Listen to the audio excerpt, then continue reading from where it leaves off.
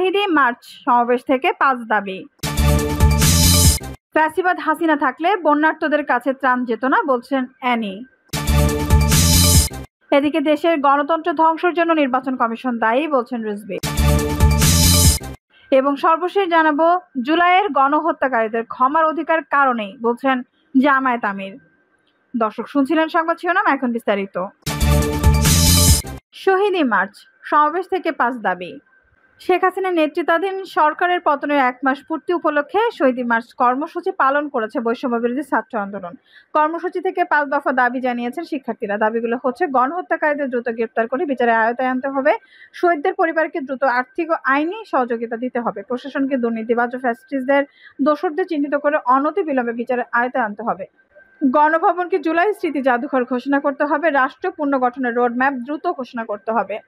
সমাবেশে বৈষম্য বিরোধী ছাত্র আন্দোলনের অন্যতম সমন্বয়ক সার্জিস আলম বলেন, গণ অভ্যুত্থানের মাধ্যমে যে দ্বিতীয় স্বাধীনতা অর্জিত হয়েছে, এই আন্দোলনে শহীদ ভাইদের রক্ত এবং তাদের স্পিরিট কখনো বৃথা যেতে দেব না। এখনো অনেক ফ্যাসিস্টের অস্তিত্ব রয়েছে, যে কোনো চাঁদাবাজ ও সিন্ডিকেট এই বাংলাদেশে হবে না। তিনি আরো বলেন, আমাদের যে ভাইয়েরা এই স্বাধীনতা আনতে রক্ত দিয়েছেন, আমরা তাদের রক্তের মূল্য দিতে যে কোনো সময় নিজেদের রক্ত দিতে প্রস্তুত আছি। আরেক সমন্বয়ক আব্দুল কাদের বলেন, দেশে কোনো বৈষম্য থাকবে না, এমন স্বপ্ন নিয়ে আমাদের ভাইয়েরা নিজের বুকে তাজা রক্ত ঢেলে দিয়েছেন। হত্যাকাণ্ডের সঙ্গে যারা জড়িত ছিল তাদের বিচারের আওতায় আনতে হবে, দেশকে পুনর্গঠনের লড়াই আমাদের চালিয়ে যেতে হবে। এর আগে দুপুর থেকে বিভিন্ন স্কুল, কলেজ, বিশ্ববিদ্যালয়ের শিক্ষার্থী ও সাধারণ মানুষ দল বেঁধে ঢাকা বিশ্ববিদ্যালয়ের রাজু ভাস্করের সামনে এসে জড়ো হন। পরে সেখান থেকে বিশাল মিছিল নিয়ে শহীদী মার্চ শুরু হয়। এতে রাজধানীর বিভিন্ন বিশ্ববিদ্যালয়, কলেজ, কারিগরি মাদ্রাসা ও স্কুল শিক্ষার্থী সহ লাখো মানুষ অংশ নিয়েছেন। মার্চটি নীলক্ষেত, সায়েন্স ল্যাব ও কলাবাগান হয়ে সংসদ ভবন যায়, এরপর ফার্মগেট, কারওয়ানবাজার, শাহবাগ, রাজু ভাস্কর্য হয়ে শহীদ মিনারে এসে থামে। উল্লেখ্য, বৈষম্য বিরোধী ছাত্র আন্দোলনের ব্যানারে গত জুলাইয়ের শুরুতেই সরাসরি চাকরিতে কোটা সংস্কার দাবিতে আন্দোলন শুরু করেন শিক্ষার্থীরা।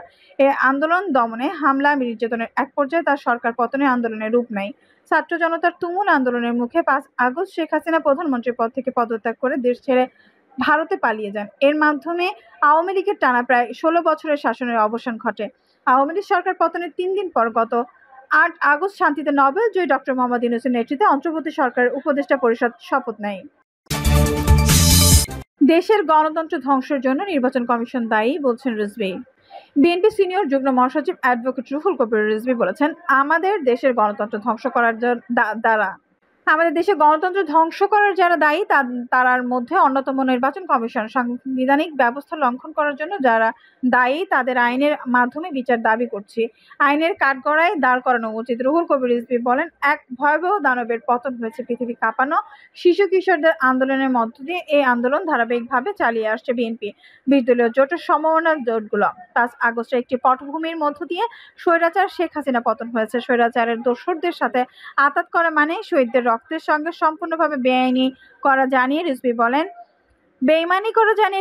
আমাদের দল এমন একটি রাজনৈতিক দল যার সঙ্গে স্বাধীনতা ও গণতন্ত্রের গভীর সম্পৃক্ততা রয়েছে, সব ধর্মের প্রতি শ্রদ্ধা রয়েছে আমাদের। তিনি বলেন, একটি রাজনৈতিক দলের নেতারা অতীতে আঁতাত করে তাদের রেকর্ড আছে, তারা ক্ষমার কথা বলেছেন। গণহত্যাকারীদের কিসের ক্ষমা? গণহত্যাকারীদের গণহত্যা জড়িত আইনশৃঙ্খলা বাহিনী সহ জড়িতদের অবশ্যই বিচার করতে হবে। এখনো সব অফিস আদালত শেখ হাসিনার পেতাত্তা রয়েছে বলেও মন্তব্য করেন তিনি। বর্তমানে শিক্ষা প্রতিষ্ঠানে একটি বিশেষ গোষ্ঠীর লোকদের নিয়োগ দেওয়া হচ্ছে, যা জনগণের নজরে এসেছে বলেও মন্তব্য করেন তিনি। সাংবাদিকদের প্রশ্নের জবাবে তিনি বলেন, 1997 সালে সব গণমাধ্যম বন্ধ করেছিল, শুধু 4টি পত্রিকা রেখে আওয়ামী লীগ বাকশাল কায়েম করেছিল। এবার ভিন্ন রূপে বাকশাল কায়েম করেছিল আওয়ামী লীগ। পত্রিকা বন্ধ করেনি, তবু দিগন্ত টিভি, ইসলামিক টিভি, আমার দেশ দিনকাল বন্ধ করেছে, কিন্তু মালিকানা দিয়েছে আওয়ামী লীগের একনিষ্ঠদের। তারা সারাক্ষণ আওয়ামী লীগের প্রচার মাধ্যম হিসেবে কাজ করছে।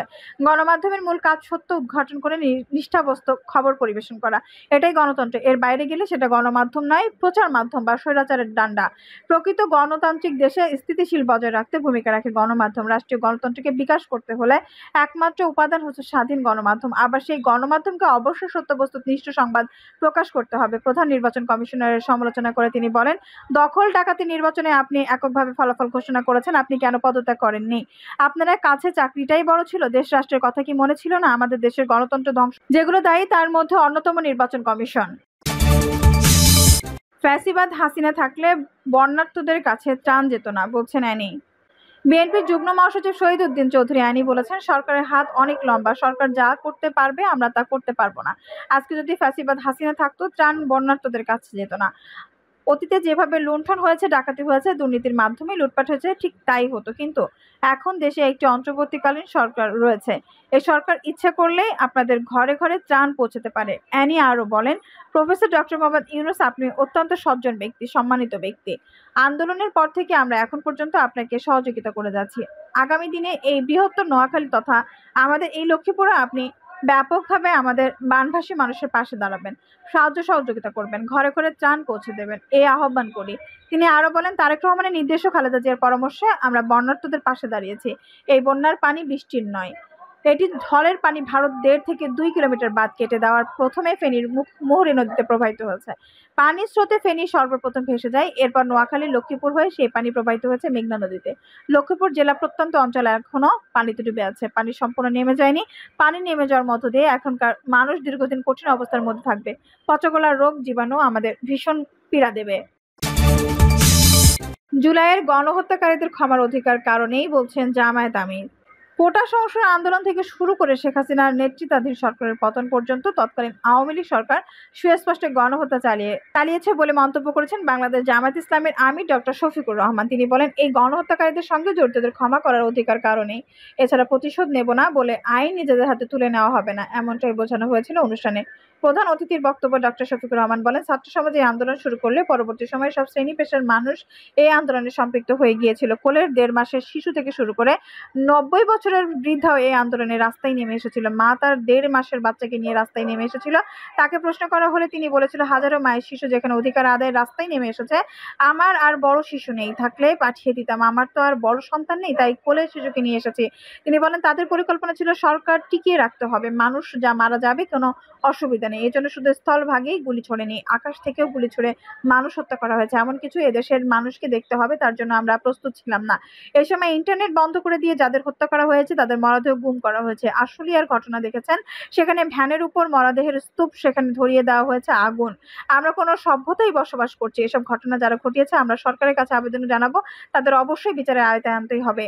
এই গণহত্যা ক্ষমা করার অধিকার কারণে এই বিগত 15.5 বছরের কষ্টের কথা উল্লেখ করে তিনি বলেন, দল হিসেবে আমার সঙ্গে যে বৈরী আচরণ করা হয়েছে, আমাদের নিবন্ধন কেড়ে নেওয়া হয়েছে, আমাদের অফিস কেড়ে নেওয়া হয়েছে, স্বস্তির সঙ্গে আমাদের চলতে দেওয়া হয়নি, দফায় দফায় নির্যাতন করা হয়েছে বিভিন্নভাবে। শেষ পর্যন্ত দিশেহারা সরকার আমাদের নিষিদ্ধ করে তাদের কলিজা ঠান্ডা করেছে।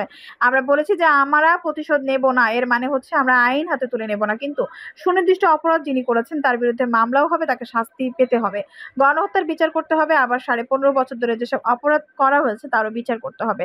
শাপলা চত্বরে যা হয়েছে তা আওয়ামী লীগের এমপি মন্ত্রীরা নিজ মুখে স্বীকার করেছেন। মন্তব্য করে ডক্টর শফিকুর রহমান বলেন, তারা হুমকি দিতেন, বাড়াবাড়ি করলে শাপলা চত্বরের অবস্থা হবে। তারা সেদিন কি করেছিলেন, যা দিয়ে হুমকি দিত, এটিও আরেকটি গণহত্যা ছিল। এই সরকার 15.5 বছর আমাদের রাস্তায় নামতে দেওয়া হয়নি, আমরা তবুও তাদের সেই কথা অমান্য করে রাজপথে নেমেছি। তিনি বলেন, তবে তারা নানাভাবে ছলে বলে কৌশলে 3টা নির্বাচন করে নিয়েছিল, যেখানে জনগণ ভোট দেওয়ার কোনো সুযোগ পায়নি। আর এক নির্বাচন তো দিন শুরুর আগের রাতের বেলায় শেষ হয়ে গিয়েছিল, দিন পর্যন্ত তাদের অপেক্ষা করার ইচ্ছা হয়নি। আর একজন নির্বাচন তো দিন শুরুর আগে রাতের বেলায় শেষ করে দিয়েছিলেন, কিন্তু দিন পর্যন্ত তাদের অপেক্ষা করার ইচ্ছা হয়নি।